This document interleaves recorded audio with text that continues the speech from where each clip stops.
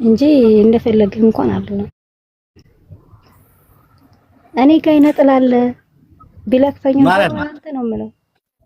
አይ አይነጥላው ትንሽ ይቆይ ተሎ እንዳታስወጪው ይጠቅመኛል ማለት ሰውዬውን ካሸሽ በኋላ አስወጥተሽ ትተያለሽ። ይሄ አይነጥላ የሚባል ነገር እናቴ ትሙት አንቺ በዚህ በቅርብ ጊዜ አግብተሽ ወልደሽ ቢያንስ አርግዘሽ ራሱ መተሽ ማየት እንፈልጋል። እንዴት ብለሽ ተንደዋለሁ ሳሚኔ ሁሌ እከታተላለሁ፣ በእውነት እከታተላለሁ። ማርያምን ይሄ ከሌላ ነገር አይደለም፣ ይሄ ዛሬ አይደለም ፎሎ ያደረኩ። ይሄው ግን ምንድነው ገብቼ ለመናገር ህዝቤ አይማርም። እኔንስ ድሮ አይደለ እኔ ተማርኩብሽ፣ እኔ ተደመምኩብሽ። ለምሳሌ አንደኛ ነሽ። ድሮ አንተ ስታስተምረኝ እኔ አልሰማም አይደለ? ብራችሁን አትላኩ፣ ቦታ ግዙ፣ ብራችሁ ላክስት ልጅ አትስጡ ትላለህ። ሶ እኔ አልተማርኩም አይደለ? አሁን ገብቼ እኔ ብለፈልግ የባሰች እብድነት ብሎ ይስቁብኛል እንጂ ትርጉም የለውም እያልኩ እንጂ ድሮ ነው ነበር መናገር የምፈልገው። ስለ በቃ ይለያል። እዛ ሀገር ሆነና እዚህ ሀገር ስትሆን ከቤተሰብ በላይ ደግሞ ምንም ነገር የለም። ቤተሰብ ሲከዳህ ከዳህ ነው። ገባ? ከቤተሰብ በላይ መሬቴን ምስክሬ ነው። አንድ ሰው ለበዓል አልደወለልኝም ብለህ ታምናለህ? አላሳዝናቸውም። እኔም አልደውልም። እኔስ ማነኝና ኩሩ እኮ ነኝ። ማርያምን ጎበዝ ጀግና የኔ ሰው እዛ ኢትዮጵያ ያለሽው ይባለትልኝስ ማንም የደወለልኝ የለም እኮ ማንም። አይሽ ሰው እኮ ችግር የለበትም። በተለይ ስጋና ዶሮ ወጥ ካየ ሌላው ሰው ትዝ አይለው። ከሰው ምንም አትጠብቂ። እኔ ምንም አልመሰለኝም። ማርያምን ስልክ እኔ ቆራጥ አንጀት ስላለኝ እግዚአብሔርን አመሰግናለሁ እንድቆርጥልኝ ስላደረገኝ። አሁን አንዳንዴ እናት ናትና ምን አለ መሰለ ሳሚ፣ የፈለገ በልጅነቴ እናቴ ቸግሯት ሊሆን ይችላል ለክስት ላጎት የሰጠች እስቲ ቆይ ብዬ ደውላለሁ። እናቴ እውነት ለመናገር ጸጸት ነው ያለባት እና ጸጸት ቢኖርባትም አንዳንዴ ልደውልና የሆነ ነገር አለ አይደለ? ልክ ህይወት በስደት ያሳለፍከው ነገር ምናምን ሲመጣ እንደገና ከእናቴ ጋር አጋጫለሁ። ግን እናቴ ይሄን መረዳት አልቻለችም መሰለኝ። አሁን የበዓለት አልደውልም ብዬ አልደወልኩም። በዳግማዊ ተንሳይ ደወልኩ።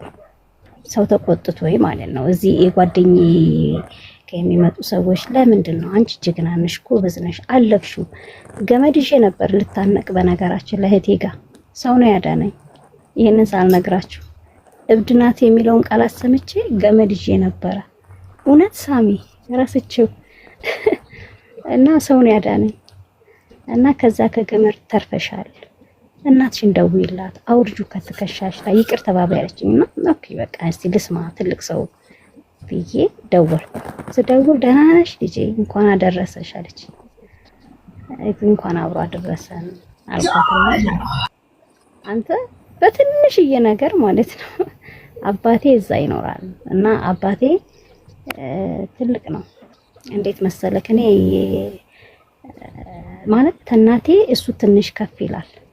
አባዬስ ስላት ልጁ ጋር ሄዷል ስትለኝ ለምን ሄደ ብዬ አንድ ሁለት ብለን እዛው በሰከንድ ውስጥ ተጣልቼ ወጣሁ ከቤተሰብ እና የሆነ ትዕግስት ማለት እናንተም እኮ ይኸውልሽ እናንተ ራሱ ከዚህ ከአረብ ሀገር የምትሄዱ እህቶች እውነቱን ለመናገር መረጋጋት ያስፈልጋል። አንዳንዴ ቤተሰብ ድሮ እንደሚረዳችሁ አይነት አይደለም የሚረዳችሁ። ገብቷችኋል? ድሮ እንደሚረዳችሁ አይደለም የሚያስበው። ድሮ በነበራችሁበት አቀማመጥ አይደለም የሚጠብቃችሁ። ገብቷችኋል? አሁን ጊዜው ሲቀየር አብሮ ብዙ ቤተሰብ ይቀየራል። መጨካከን የሚባል ነገር አለ። እናንተ ደግሞ በተለይ ጊዜ አረብ ሀገር የምትሄዱ ችኩል ብላችሁ የምታወሩ ከሆነ ይሄ የአሁኑን አይነት ታፔላ ለጠፈውባችሁ ቁጭ ጠሽ በቃ ጀመረች እንግዲህ አታቋርጥም። አቤት እንግዲህ ቻሉት። ምን ነው ብትሰሙኝ ሻመት አላወራ ትላለች። ኧረ ቀስ በይ እንደው ልጅ እባክሽን ሰው ሲመጣ አታዋርጂኝ፣ ቀስ በይ አታውሪ፣ ችኩል አትበይ እኮ ትላለች እናት። አንዳንዴ እውነቴን ነው የምነግርሽ። እናት መቼም የዋህ አይደለች። ኧረ ልጅ እባክሽን ቆይ እናት እንትን ልጆቹ ምን ላይ ደረሱ? ምን አገባሽ ማይጠይቅ እዚህ የሰው ባል፣ የሰው ሚስት፣ የሰው ህይወት፣ የሰው መንን ምናምን እንደምትጠይቁት ሁሉ እዛ ሜዳችሁ ለምዶባችሁ ቆይ እስካሁን አላገባችም ልጅ አላገባችም እንዴ? የረተው እንዴ ያ ሰው እኮ ምን እንዳሳለፈ አታውቁትም። እሺ እሱስ ምን ይሰራል? ዱርዬ ሆነ እንዴ? ሰማው እኮ እዛውኝ ሰማው ዱርዬ ሆነ። ወይኔ ያንተ ልጅ ዱርዬ ሆነ።